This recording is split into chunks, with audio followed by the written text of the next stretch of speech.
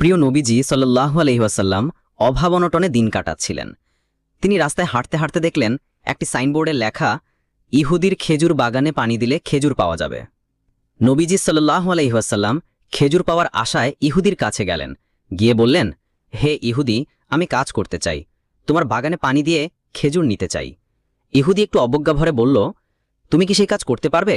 ওই কূপের পানি অনেক নিচে, পানি তোলা খুব কঠিন।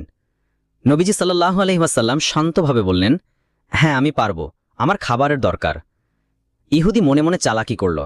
সে জানত কূপ গভীর, পানি তোলা সহজ নয়।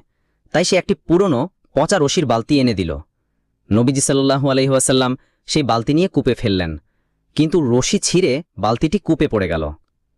দূর থেকে ইহুদি এই দৃশ্য দেখে এগিয়ে এলো এবং নবীজির সাল্লাল্লাহু আলাইহি ওয়াসাল্লামের গালে এক থাপ্পড় মারল। অথচ নবীজি সাল্লাল্লাহু আলাইহি ওয়াসাল্লাম কিছুই বললেন না।